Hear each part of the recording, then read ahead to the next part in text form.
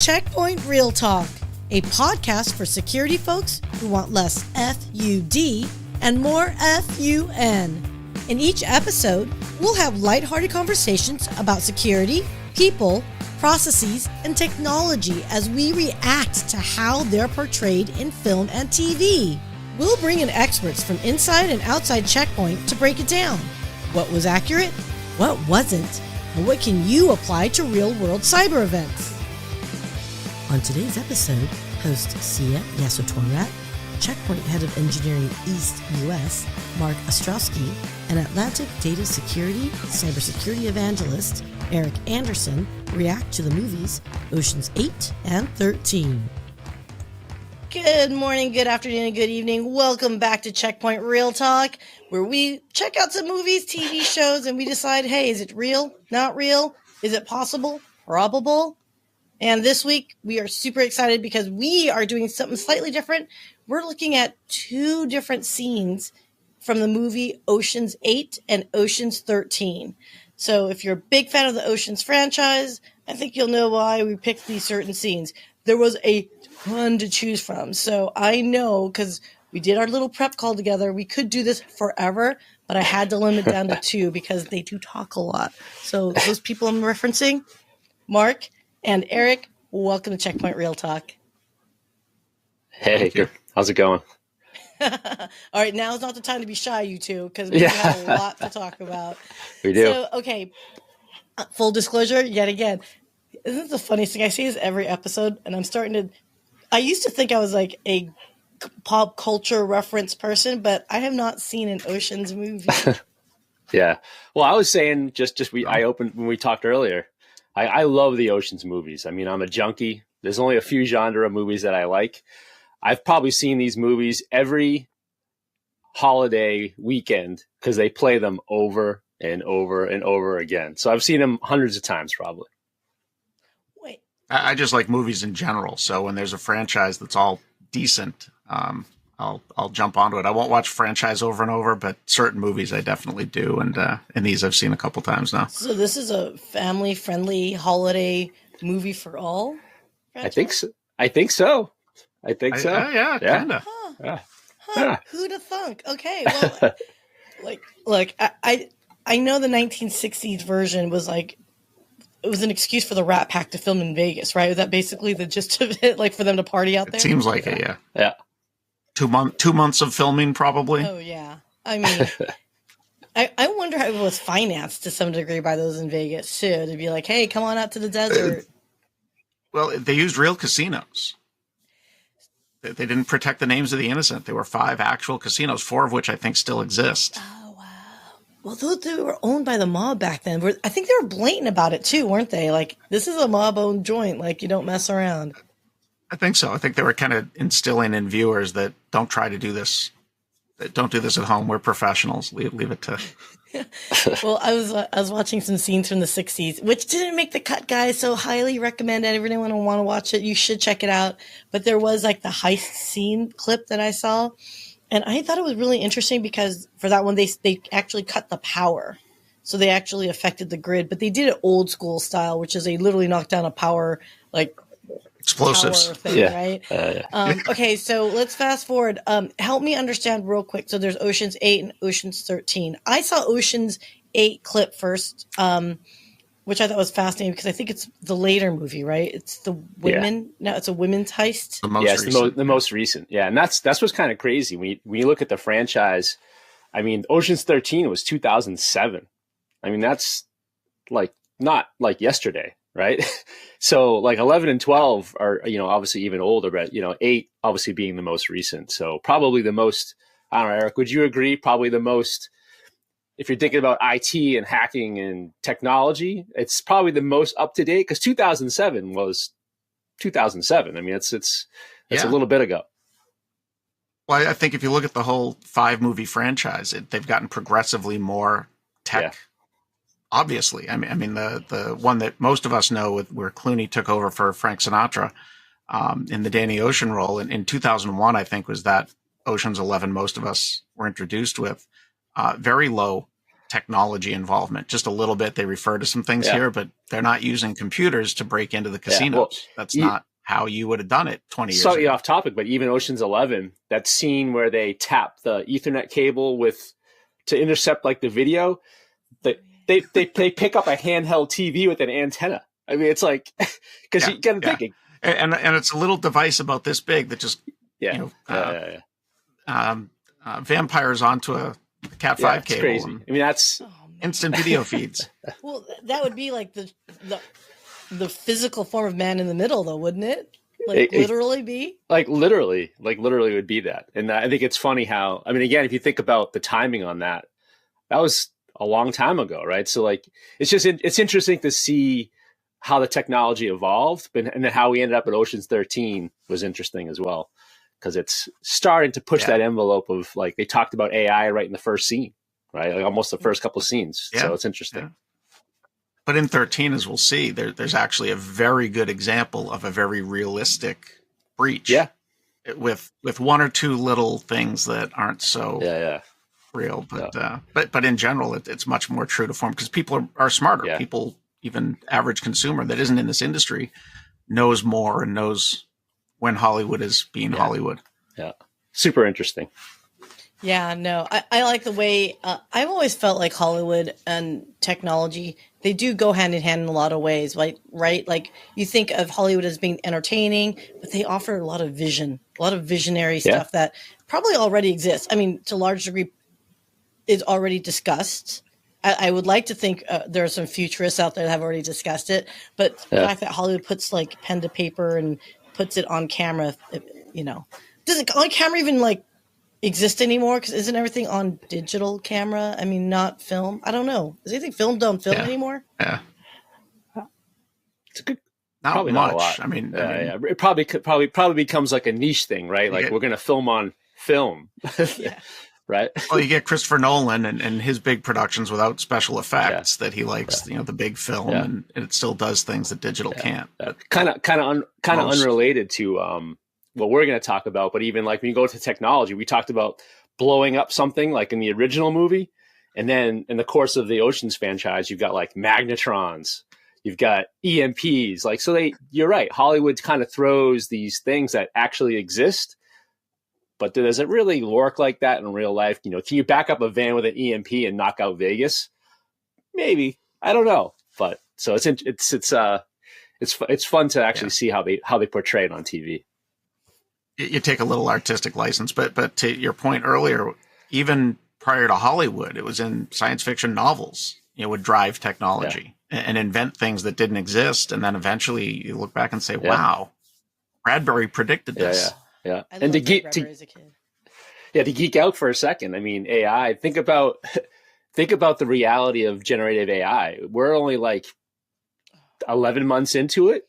And this movie, Ocean's 13, was 2007, and they're talking about Greco and AI, and pulling people's eyes and their emotions and their temperatures, and using that and big data to create this like, oh, this is a real response. Think about how forward thinking that was in 2007 compared to here we sit in 2023 when ChatGPT came out in December of last year. So it's a lot of creative, things moving. So it's that. Well, I'm not coincidentally wearing a shirt that's like a spoof on the Blue Screen of Death, but it's actually Hal's tirade when AI has become sentient and says, "I'm sorry, Dave, I'm afraid I can't do that." I love that. I do love that line. And I think I say that line probably weekly to clients. Some get the reference, some do not. Fewer and fewer get the reference every year that goes on. Stop that. Anyway, okay, guys. Well, hey, are you guys ready for the first one?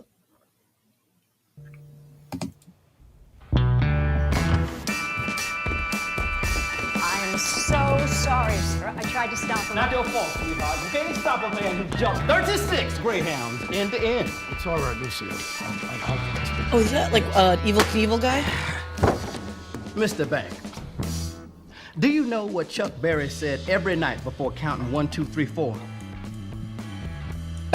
What did he say? Pay me my money. Well, I'm sure my people will be. In cash. Cash.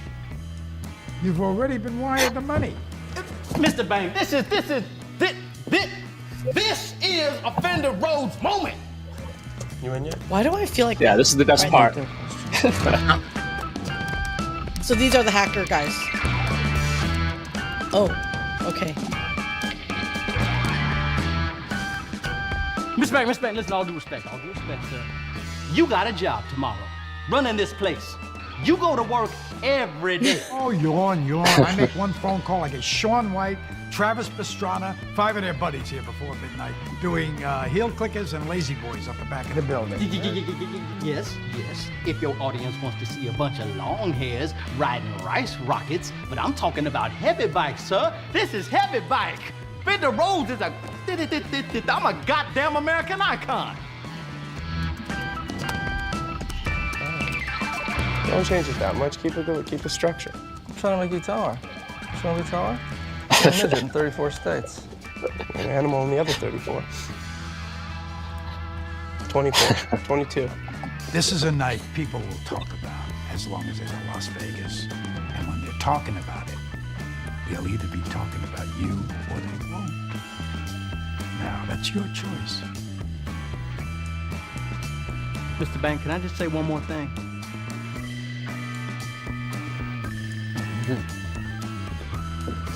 Okay. Are you gonna jump? Okay, guys. I think. Okay, there's so much in this scene right here that I have to talk about.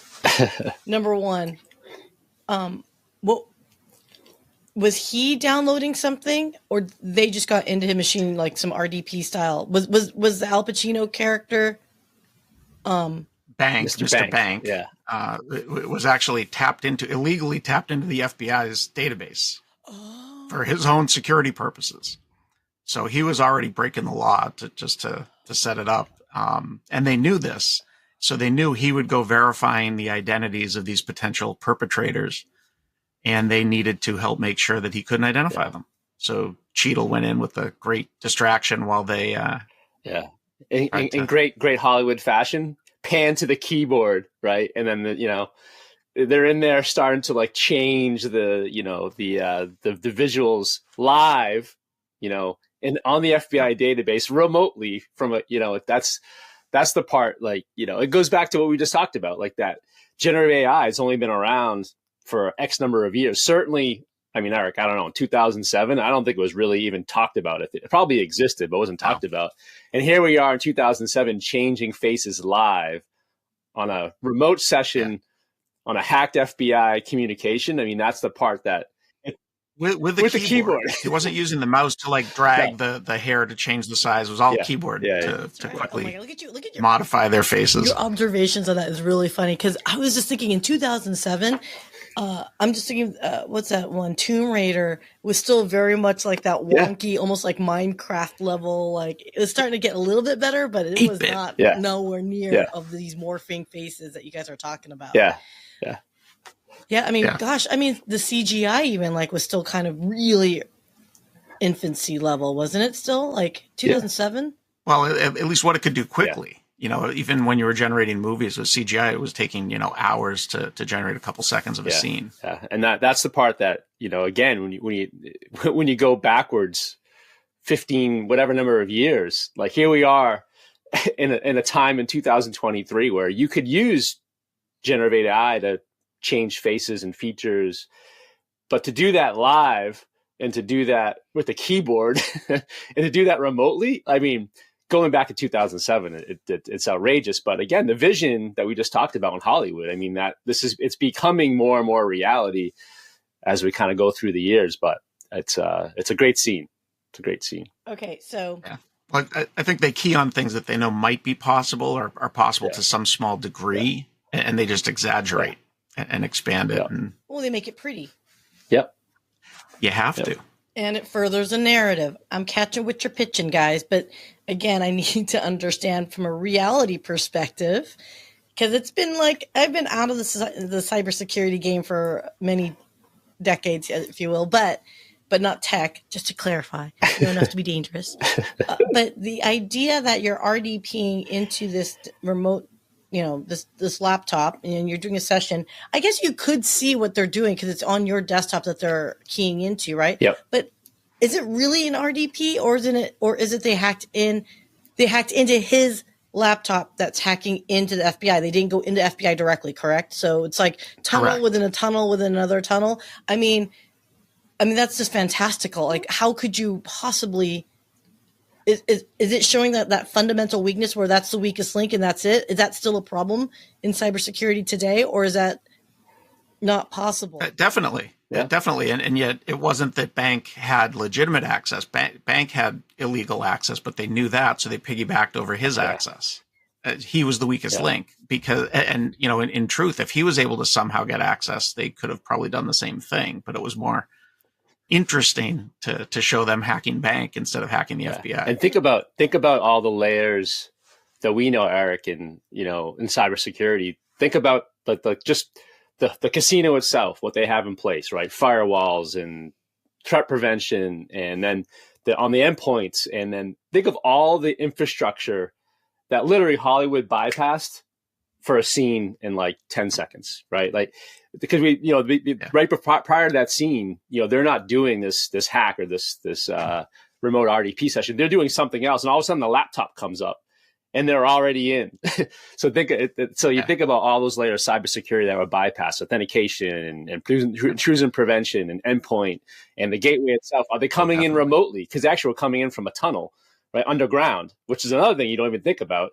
So they had to come in from underground, get a connection, get through the security of the casino, get to his desktop, and then start doing all of the CGI type stuff. So like, you think about it in real life, it's way more complicated than just here it is. And yet there's a really cool point here that's made very subtly, that even with all of that exaggerated digital, electronic hacking, there still was an essential social element, which was Don Cheadle's character distracting him so he couldn't see this while they were making the changes. Awesome point. And without that social piece, the whole thing wouldn't have worked. Okay. Yeah. Again, yes. And it's funny because he's like, okay, so that laptop's behind him facing outward. If I'm hacking into the FBI, you think my monitor is going to be facing outward for the rest of the world to frack it? It's going to be right in front of me. I mean, and my office door is going to be unlocked. So this entertainer, Evil Knievel guy can come walking in. Well, it seems to me like quite a few people have the opportunity to barge into Mr. Bank's office because like his executive assistant doesn't seem to do a very good job, because I think I've seen other scenes where she's like, I'm sorry. And it's like, girl, what? Trip them or something. Like how are you getting past? And like, it's such an elaborate setup too. But anyway, I digress. Well, and yet later in the movie, their physical security doesn't even let them get out of their data center when they need to, when they're under attack. It's a whole different scene where they're physically locked in somewhere. So locks are very Hollywood convenient. Okay, so the other question, it wasn't shown in this clip. I have to ask before you move on, but the hackers that were in there, they had to go into the tunnels. Did they actually hardwire in, or is this over Wi-Fi? Because it doesn't actually show. I'm just curious, because then at what speed of like this Wi-Fi connection with all those metal in the tunnel, like that's your own natural Faraday cage or something? Yeah. Like, I was curious. Yeah. Did they show that they hardwired in? I'm pretty sure they were underground, right, Eric? In that scene, right? They were underground with that drill. But there's racks too. There's racks of equipment and lots of wires around. So I'm going to give them the benefit of the doubt that they actually plugged in hardwired. Somewhere. Yeah. As they were boring a hole to create an earthquake simulated for the bank hotel.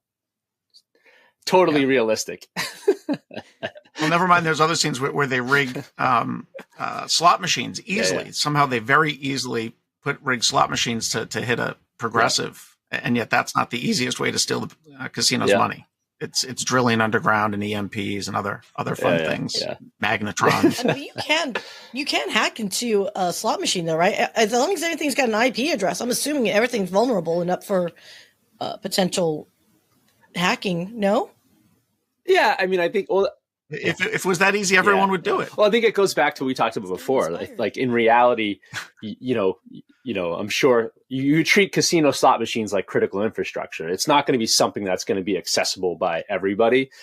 So you take that Hollywood license. Yeah, I mean, it becomes more possible in Hollywood because mysteriously they're already connected in there. But in reality, there's a lot of measures put in place and a lot of things that would have to be bypassed in order to get into a slot machine. But well, even with the slot machines, there was a very analog defense there, which was analysis of the winner, because once the woman hit, because the Ocean's 13 didn't win. They set it up so the next player would win the progressive as a distraction. Right. And when she wins, they immediately cut to video footage of her, and they're presumably a CISO type character played by the late great Julian Sands starts analyzing this video, saying, nope, her pulse is normal. She's not sweating. And he judged her very quickly to be a legitimate winner and not scamming the casino. General, I think they use a term like genuine emotion or something like that. It was like, it wasn't somebody who expected to win. But that, again, it's like, that's, I keep on saying it, but this is a long time ago. But you think about AI today, it's the same stuff, right? It's like, it's a lot of how many pieces of data can you bring in, then use the algorithm to be able to determine whether it's genuine or not. And then you have to have the human element that interfaces with that to make the reaction. So Hollywood was way ahead of its time. What cracks me up, though, I'm totally unrelated to the scene we just talked about. But when they show AI in Hollywood, they always show like LED lights, like almost like Kit in Knight Rider, right? The sequencing of LED lights. That's AI. It's like, it cracks me up. Like, that's what we need to be able to see to say that it's like artificial intelligence. So it's just I forget about Kit as one of the early AIs. Yeah, that's right. Yeah, true. Very true. And Knight Industries 2000. and fairly sentient, right? Because it was very aware of itself too. Michael. Oh yeah. Okay. It was automated driving before Tesla was even close. We're totally dating ourselves, by the way, talking about Knight Rider. I do that all the time. If you don't know it, Bradbury. Go check it out. Knight Rider was a lot of fun, and you'll get to see David Hasselhoff at his peak. Yeah. The Hoff. It almost looks like a Tesla, like that modified Firebird. I mean, if you think about it, it's kind of got that same, sort of. I don't know. Anyways. The Hoff with his shirt on. I just love that even today, like, they went with I think a British actor to do the voiceover. Like, even back then, they're like, the British accent's more, palatable versus like, I don't know, a New York Bronx accent or something. Smarter that way. Yeah. It's smarter that way. All right, guys. Oh my God, we can keep going, but I definitely want us to hit up this next one because I think it's so cool. And it's Rihanna. Yeah. Come on, peoples. I think it was her acting debut, I guess, and she gets to be a hacker of all things. So she nails it. Great. Are you guys ready? Great scene. This is Ocean's 8, and check it out. So, are you guys ready to go? Ready.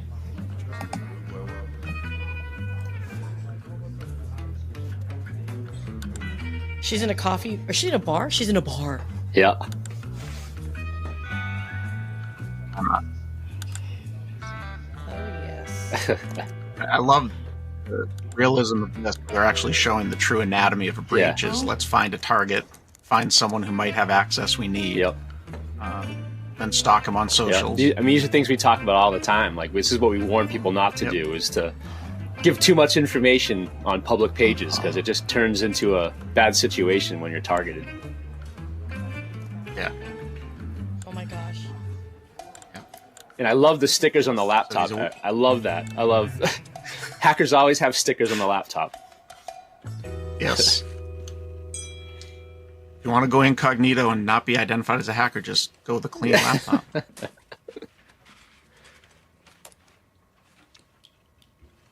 Interesting. So sticky notes. No idea. Oh, look at sticky note with passwords on the laptop. On there it is. See, there they are. There's the sticky note. Oh, but they don't even target his password in this. This is just a spear phishing. Can I make a comment? Did you see that, guys? He has a webcam. Yep. In 2007. Oh yeah, we're going to see it in a second. Now Rihanna has his webcam. Excuse me, 9ball. Oh, there it is. Her character. And instantaneously after he clicked the link in her spearfish. And the realism of this scene is that this is exactly this is totally doable. This is actually how it works. The targeting, the spear phishing. using social media to find out characteristics of people. This is how it works. And she now owns his computer, but then waits till he leaves, goes home for the night, and immediately, as soon as he turns off the lights, rather than waiting maybe until 2 a.m, she immediately goes poking around his machine. There's a little bit of Hollywood in a second, but because she doesn't have his password, she just has his machine. She's got a remote access to his device, but now she needs a password and she doesn't have it. And this is where Hollywood has a little fun. Yeah. By the way, she's home now. Yes. Yeah. Well, because she had to wait for him to go home too, so it was a few hours later. But she uses this little device remotely to somehow brute force his password. I know. I love that. I want to know how. I don't know where that came from. And the whole reason is to be able to monitor and potentially reposition security cameras at the Met. So, okay, so let's talk about this, because that to me, I think has been done and will be done. I actually watch short videos on YouTube of this like hack. I don't know if it's Facebook or YouTube or TikTok. I don't know what it is. I don't do TikTok, but it's like a group that goes after scammers. And they video them and they capture them. Like, these people will be like in bed and like scamming people and whatnot. Yeah. So this is back in 2013, you said, right? Ocean's 8. So it's been 10 years. 2018. Oh, 2018. Okay. I think so. Yeah, 2018. I could be wrong, but you're right. 2018. It's still a while ago. Stop that. Okay. But yeah, no, I mean, I think to your point, I mean, this is, this is almost like every day. This is what people in cybersecurity were warning people about and have been warning people about. You don't have a webcam that, is in your office that has, and then have the picture of all of your security camera locations on the wall, a sticky note on the, with the password probably on their screen, social media sites that have information that you use for a spear phishing attack, all those things. These are all the warnings that we tell people not to have around. Not to mention, they don't show all of the infrastructure that was bypassed to get to this person's. Of course, it just go straight to the scene. I'm taking over. But even then, presumably he had outbound internet, which is how he got that notification and clicked the link. And that's the realism in this, is if you're not protecting your outbound traffic as well, then that's how this connection was actually initiated, from him outbound to and to then her. in corporate being on a corporate network and having access to Facebook and using non-corporate accounts. Like, these are things too that, a lot of organizations don't allow. This particular case, it's, super wide open, and this is on a machine that has access to the security cameras. And yet the simplest fix for this would have been MFA, because you see the password she needed was just a single password that she was able to brute force in seconds with some mystery device over the real air. That's the part that cracks me up. They put this device next to the screen. All of a sudden, like, over the air, it brute forces their password. Right. Even just all the attempts at all those thousands and hundreds of thousands of passwords would take time to transmit. Oh my gosh, you never mind, lock them out eventually. But to Mark's point, I think that this is very realistic. Even it was Kevin Mitnick did similar things in the 90s, the original social engineer from a cyber perspective, from a data perspective, where I think one of his was trying to get source code for something so he could figure out how they were going to track him down. And he ends up figuring out who the director of the department is, and ends up trying to find a number and get connected to that person. And I won't go down the whole story as far as I know it, but ends up targeting a specific person that had the data he wanted, and got someone else to give him access into their stuff. And it's maybe a little too soon, but this similar thing happened very recently in a couple of very well-known casino companies. I mean, social engineering, there's something we said. There was a couple scenes in there that I wanted us to go over. I was like, not enough time. But, I mean, it wasn't Ocean's 8 that I just saw, and I think it was Sandra Bullock's character. It wasn't technology oriented. It was just simply security practices. And it was just a glorious scene. So guys, check it out. But she basically talked her way through all these different things and bypassed protocol processes. I mean, even just from a basic security perspective, like it was insane to watch and pretty impressive, but it also is a reminder. You have to have education, due diligence for your end users, right? Like you gotta know how to help articulate some concepts to people like my mom. And look, just because I was in the industry doesn't mean I'm not your end user from hell. I will click on anything my friends send me. I know better. I get it. But sometimes you just get relaxed. You just be like, oh, I trust you. Boop. And that's it. Well, right? that's what technology and like cybersecurity, products and solutions and architectures and platforms, like that we have at Check Point. That's the safety net, right? The safety net is we're going to have that moment where we click on something. There's, you're going to have that moment where social like engineering works. So you want to have that safety net, and that safety net is strong cybersecurity with good threat prevention and efficacy and all that kind of stuff. So when you look at the scene, Eric's stuff is right on. Number one, if you had MFA turned on, even if we have this magical hacking password device that can do these mysterious things, like that would have stopped this whole attack from even happening. So, I think that's the beauty of strong and the best security is it prevents those oops moments. So that even today in 2023, that's the realistic part of it. If you put some of these layers of security in place, Eric, you don't have the cameras, on a network that's attached to the guy's computer that's on his desktop. Like that bypasses that. You have segmentation and zero trust. Like these are things this is what we do. So we can stop these things from happening, even with the best Hollywood, creativity going at it. Yeah. And yet life imitates art. And again, we looked recently, 5 years after that movie, this has happened in the last few months. Yeah. And it showed that casinos, you don't need to get on site and use magnetrons and EMPs and drill holes under a casino to hack it. Yeah. It can be done from another country. It's probably happening right now. That's the stark reality is that the spear phishing attack and an execution probably around holiday scamming and, some type of like shopping deal is probably happening exactly right now, probably using the same methods of this scene from Ocean's 8. Yeah, no, that makes well, and the targeted individuals in the actual successful recent casino breaches were help desk. Yeah. And educating the end user is one thing, but it was the help desk that ended up resetting MFA credentials for these attackers to be able to then gain access. Yep. And so let me just clarify for those that are not technically oriented, multi-factor authentication, you've probably heard of single sign-on. Multi-factor is just an additional way to check and authenticate. Yeah. So anyone that doesn't know, just throwing that out there.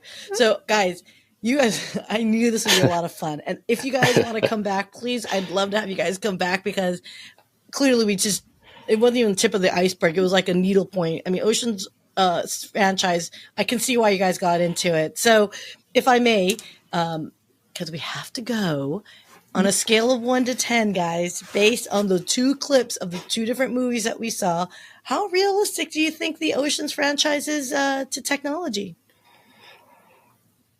I think because of I'll give you because of the fact that they're older movies.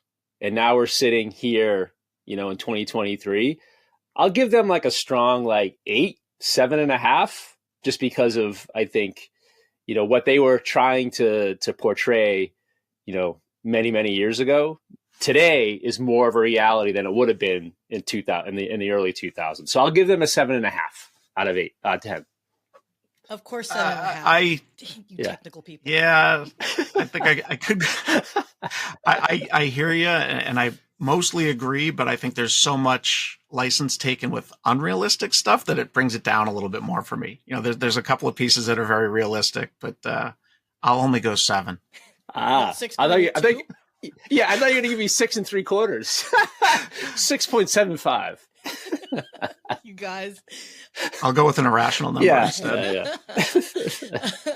You guys are seriously so much fun. I've had so much fun going over this with you. And by all means, if you guys want to come back, just hit me up and let me know because you guys were a lot of fun to chat with. So yeah, likewise. Anytime. So on that note, guys, I want to give time back for folks to get back to real work and reality here. So thanks again for joining us, everyone, and we'll see you next time for Check Point ReelTalk. That's a wrap on today's episode of Check Point ReelTalk. If you like this video, hit that subscribe button and some of those other buttons to show us your appreciation. And if you want to learn more or have any questions, please let us know in the comments. We'll see you next time for another episode of Check Point ReelTalk.